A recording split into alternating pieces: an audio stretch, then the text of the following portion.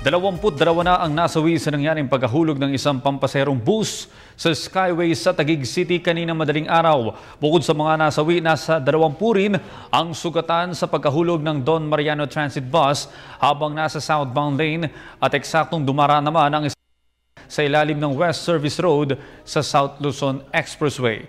Nasa pinangyarihan ng aksidente ngayon ng aming kasamang si Haji Caaminio. Haji, magandang umaga.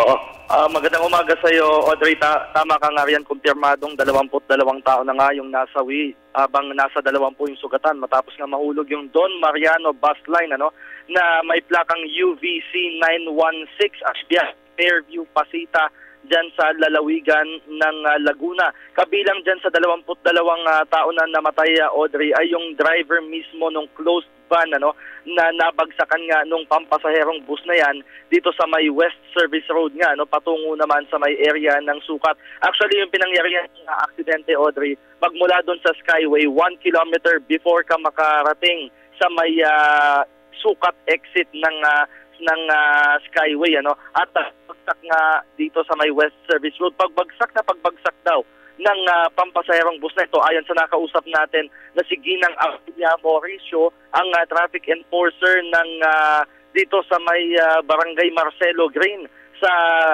Bictan, Parañaque, ay nagpaikot-ikot pa daw ito sa baba matapos nga mabagsak closed van, at kitang-kita niya yung mga biktima, biktima na nagkalat na dito sa may West Service Road, at nakita rin natin yung basag na mga salamin ng bus dito sa may West Service Road. Kabilang na riyan yung bahagi ng bus at ilang mga dugo na nanggagaling mula sa mga nasugatan at sa mga nasawing pasahero ng naturang bus. At kanina, Audrey, kanina lamang mga alas 10 ng umaga ay nadaanan natin dito sa West Service Road na itinow na yung nasirang bus at talagang yuping-yup, Audrey. Itong Don Mariano bus line na ito, at senyalis na talagang matulin yung pagpapatakbo nito magmula sa Skyway hanggang sa bumagsak ito. Dahil halos hindi mo na makilala yung sasakyan, talagang halos mayupi na itong bus na ito, at dadalhin siya sa impounding area dyan sa may FTI sa Taguig City. Samantala, yung mga nasugatan naman, Audrey, ay dinala na sa iba't ibang mga ospital. Kabilang na nga riyan itong Parañaque Medical Center, Manila Doctors Hospital, dito pa rin yan sa Parañaque, at sa South Super Highway Medical Center. Yan, kabilang na riyan na kinukumpirma pa natin hanggang sa ngayon ay kung saan dinala mismo yung driver naman nung Don Mariano bus line nang sa gayon makuha naman yung kanyang panig kaugnay nga sa naturang insidente. At mamaya-maya din, Audrey, ay tutungo naman tayo sa may Highway Patrol Group office upang malaman natin kung meron bang CCTV sila na nakatalaga doon at kung nakita ba, may footage ba nung aksidenteng naganap kaninang alas 5 mismo pasado ng umaga. Yung ilan sa mga biktima na nasawi ay dinala na sa mga punerarya, tapos yung mga sugatan ay ginagamot na doon sa mga ospital na nabanggit ko. So bibigyan pa kita maya-maya lamang ng detalye kaugnay nga sa nangyaring aksidente ito. Audrey, yan muna ang latest mula pa din dito sa lungsod ng Parañaque para sa Telebisyon ng Bayan, Haji Caaminio. Okay, Haji, isang katanungan lamang. Kung nabanggit mo kanina na natow na yung bus na yan at yung maging yung nahulugan na close van o delivery van, maluwag na ba yung daloy ng trapiko sa area na yan?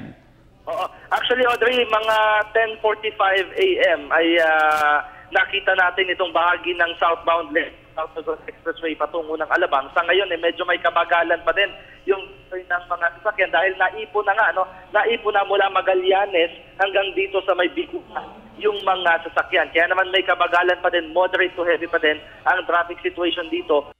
Dito sa may West Service Road ay gayon din ang sitwasyon, masikip pa rin ang daloy ng mga sasakyan. Pero ang maganda dito, narito yung mga pulis at yung hanay ng mga traffic enforcer ng Parañaque para magabayan yung ating mga motorista dito nga sa masikip na trapiko na naranasan niya.